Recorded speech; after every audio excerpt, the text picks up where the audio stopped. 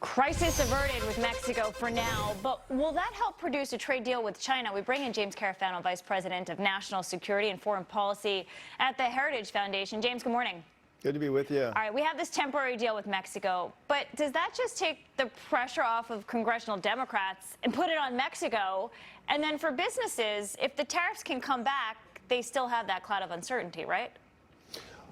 Well, I don't think it takes pressure off the Congress. I think what the president's strategy has been all along is to draw the distinction between what he wants to do on border immigration reform and what his opponents want to do. And I just think that sharpens that divide.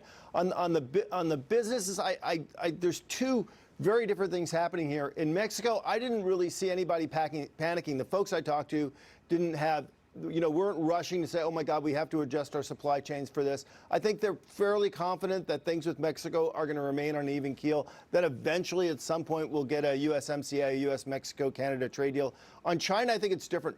Regardless of how that turns out, I think people see China, the people I talk to see China as a long-term risk, and they're seeing signs of people looking to diversify their supply chains away from China.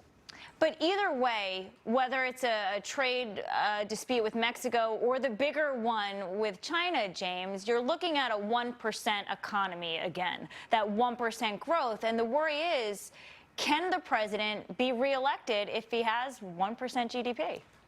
Well, I think that's the two big albatrosses that presidents who look to get reelected historically always look at is, have you started a war, and, is your economy doing okay? So I think that is something that the administration has to worry about. I think the way the president structured the trade war with China is, he has his foot on the pedal and he can adjust that. I think it's unlikely that China's going to make a deal. So I think at this point the president just may suspend the tariffs until after 2020 and then really come back at him with a vengeance. And, we're worried about this 1% growth here in the U.S., but if you look at Chinese growth, there's anemic demand within China, and that's why we just got their trade numbers. So the surplus did widen with the rest of the world, but if you look at their imports, they fell 8.5% year over year. Do you think China is suffering because of this trade war with the U.S.? Well, there seems to be evidence of that. I actually wrote a piece on this for Fox News in the opinion column where, it's always like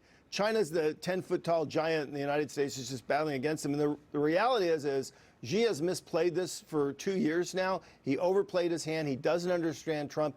They haven't been able to deal with Trump. And China's actually deeply frustrated and essentially just throwing spaghetti at the wall, trying all these different things to try to move Trump, but they really can't.